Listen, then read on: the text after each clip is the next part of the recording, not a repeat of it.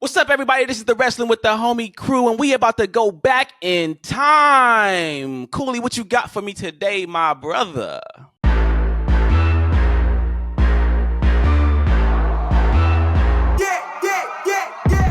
Ooh, I got a cold topic to talk about today. Y'all ready? Y'all ready? Let's go back in time for another Wrestling Rewind. All right. 30 years ago, July 1994. Y'all remember that? I don't. Vince Talk McMahon to me. What's going on? The Vince McMahon steroid trial. That's what we're talking about today. Hulk Hogan played an important role during the Vince McMahon steroid trial. Yes, the Maniac himself was accused of providing wrestlers steroids throughout the 80s and 90s. This trial almost changed the course of WWE and almost put Vince behind bars and everything his family had created in jeopardy. Maniac. You know, it's crazy to think that the man who started modern wrestling and turned it into the worldwide phenomenon that it is today and is a household name because of it is the reason why Vince won his trial. He was going to get put away for 17 years if it wasn't for Hulk Hogan.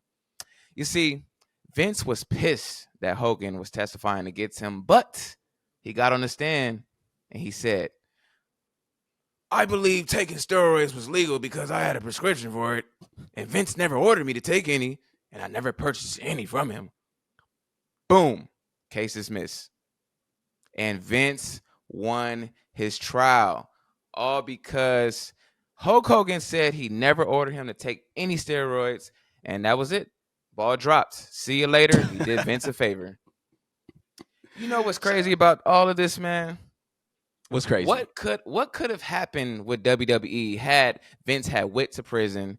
We would have been missing out on key moments, key eras without Vince's direct involvement, and there would have been no Stone Cold Steve Austin, Roman Reigns. Who knows? It would have been a whole different trajectory.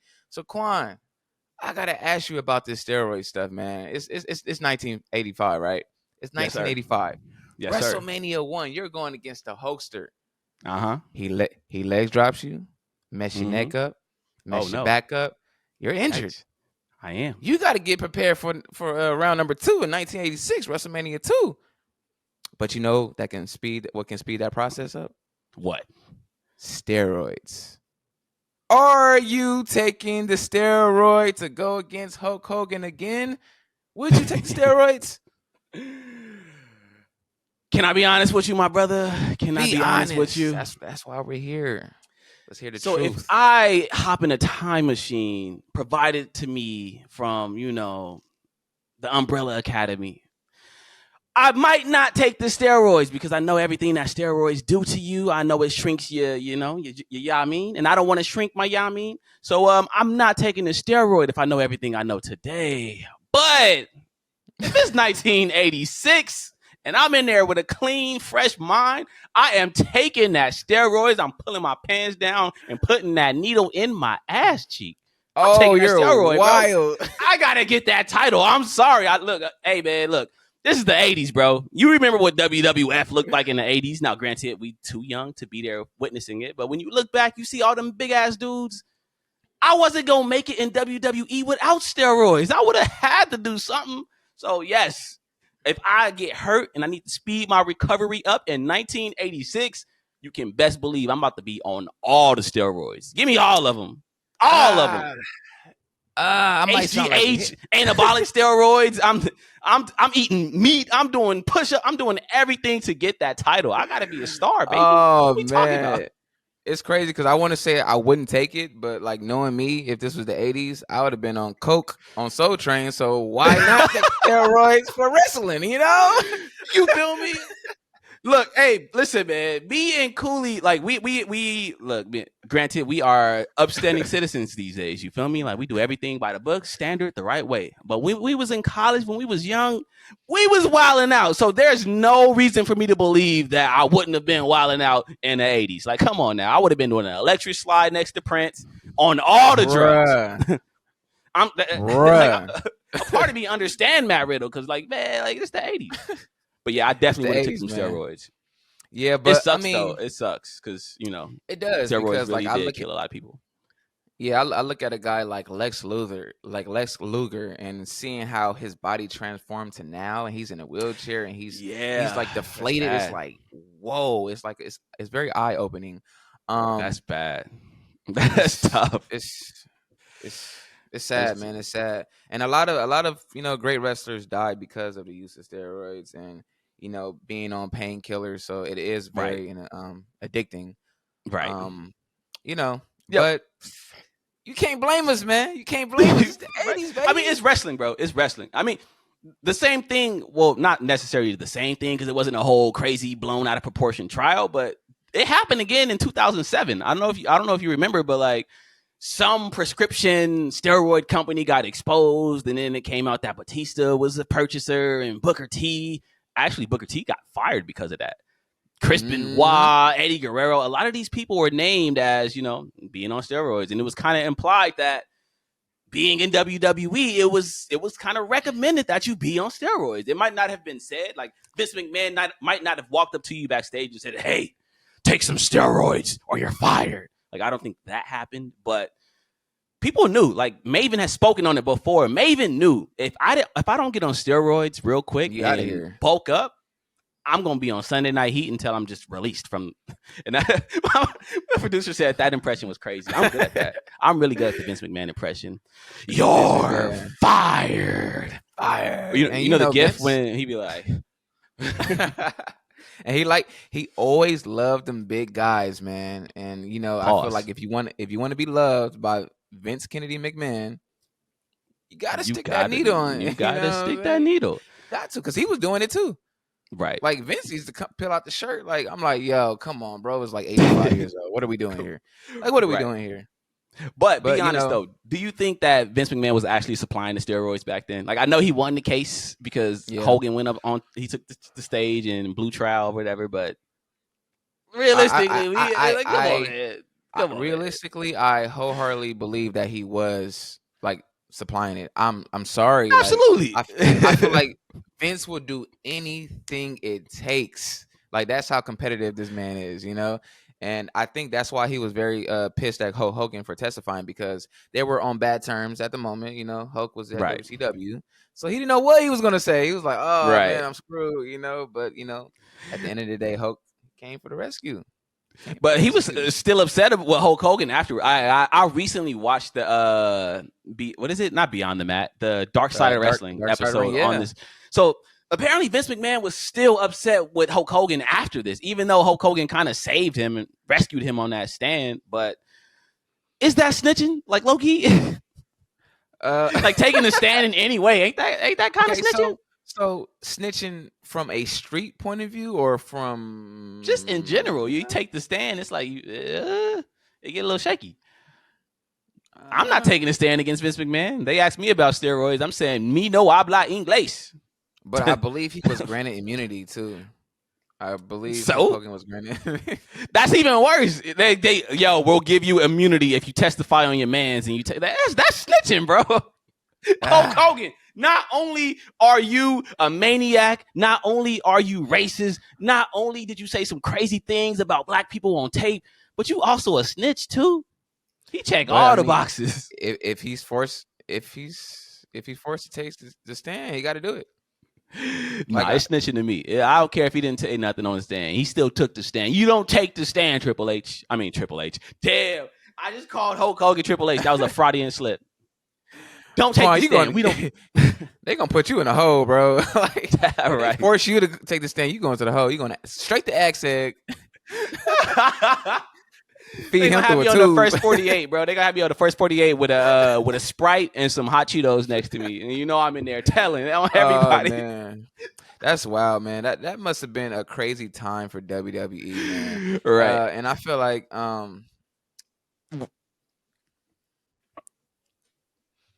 a cycle? Wait. So our producers asked me if we down to do a cycle. I don't even know what that means, bro. Are you offering us steroids live on the show? Yo, our producer is offering us steroids right now. He said we should do a cycle of steroids, bro. Man, whoa. He said that is not what I said. Whoa. I don't want your steroids, Mr. Officer. I'm not taking it. This ain't the 80s. I would, He I said, wouldn't "I'm not even on do the air. They're not creatine, recording man. my voice." Hey, is Yo, creatine man. bad? Like, what is I'm not privy to all these like So performance enhancement drugs. Like, what is creatine? Like, is that creatine, something that's banned or? it's not banned because your naturally your liver produces creatine. Right. So, but it's just basically if you take a lot of creatine, it builds up a lot of water weight in your muscles, so it makes you Mm. appear bigger than what you are. Oh, okay. I But see you what's got to going drink a on. lot of water to filter I out see that what's liver. going I mean on. your kidney. So That's once you weird. stop creatine, once you stop it, you're You get flat. bad small. So So is it's like that it's an is that what advantage because you happened to get Chris stronger. Masters? Is that what happened to Chris Masters in 2007? Remember when Chris Masters was the masterpiece? He Oh was coming out yeah. flexing every day, and then WWE turned the what was it called? The little thing that they had in place for wrestlers to not do steroids or drugs. The wellness I policy. forgot. WWE forced the wellness policy, and then like 30 days later, Chris Masters showed He back up on was TV, and that man was flat. built like meat. Yeah, He you went know how from Wiz SpongeBob Khalifa had, now to black and yellow Wiz Khalifa. It was like, yo, what's going on? SpongeBob had them big old arms and then they pop And them. it just That's said, creatine, bro. That's creatine. I wouldn't recommend it. I mean, it's cool for 3 months, but then what? right.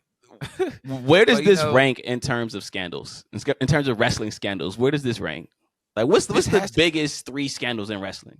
I feel like this has to be like the biggest because it was like it was so pivotal in wrestling. Because like, imagine Vince would have went down. How would the matter of fact, Qwan, I'm gonna ask you What's up? if Vince would have got convicted, what would have been the public perception of WWE like going forward?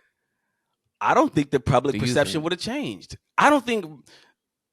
I'm gonna just be honest with you, bro. I don't think wrestling fans care as far as the steroids thing goes. It's like if our favorite athletes are on steroids, so what? This ain't baseball. This ain't basketball. This ain't football. This ain't a real sport. This is predetermined television.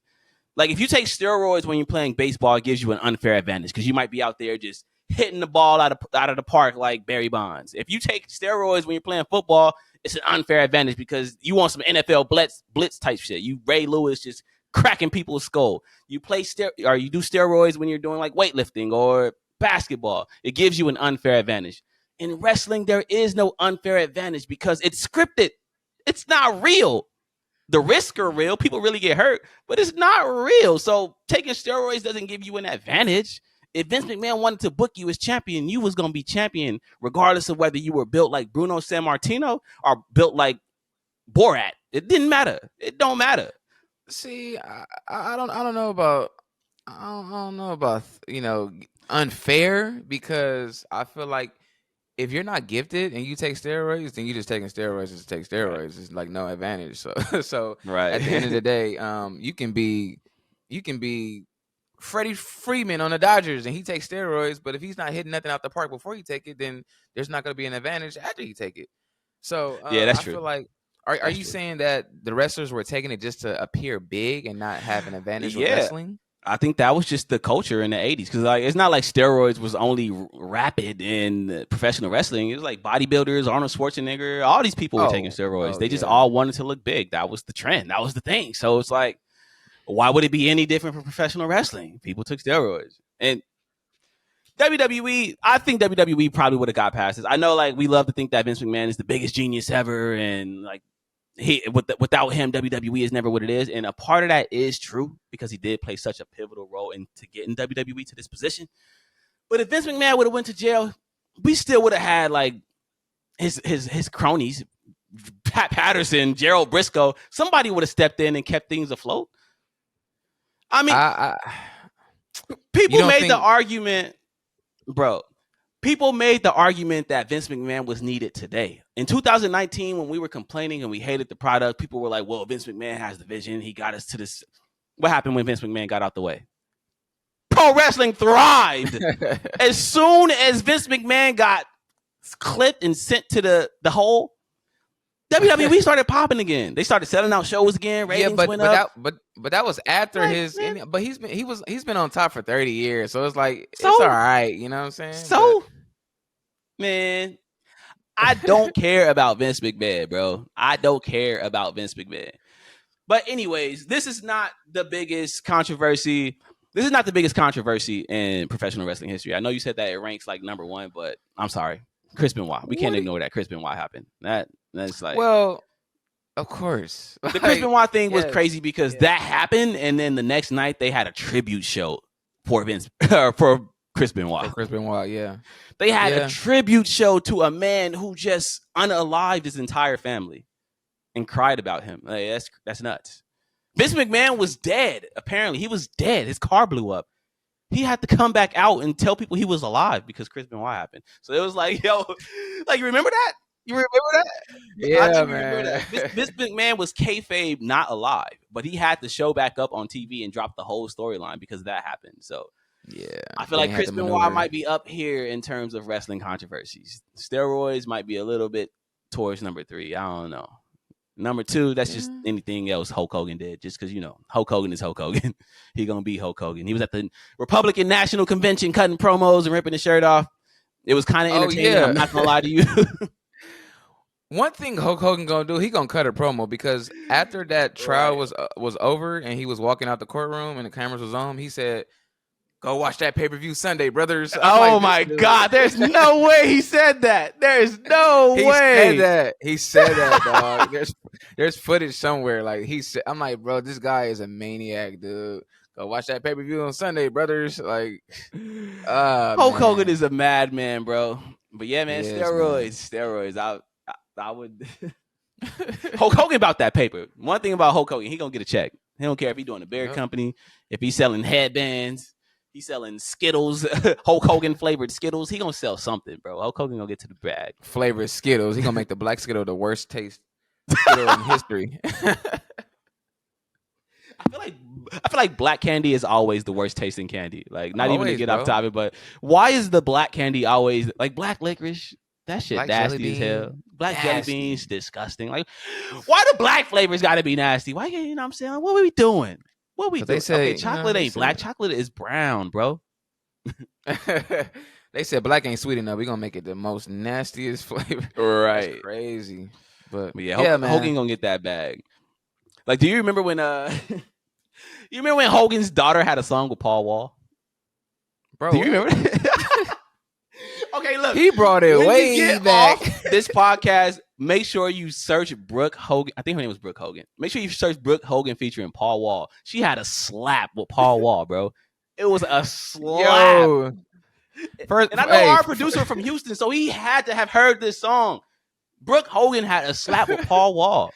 Listen, man, I forgot all about this song, man. Listen, Qwan is a hip-hop historian, dog. I don't even remember this song. Like, what? They don't really care about it. I don't even remember how it goes. 2006. Brooke Hogan featuring Paul Wall.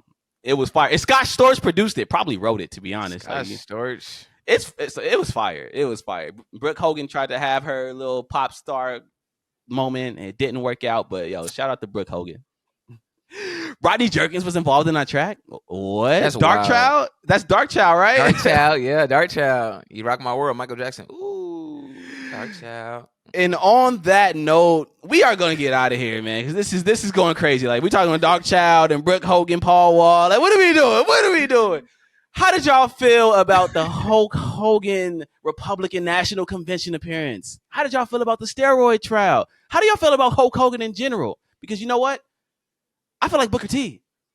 Hulk Hogan, we coming for you. And that's Wrestling with the Homies. We out of here. Peace. Peace. We coming from you. Yeah. You thought I was going to get it.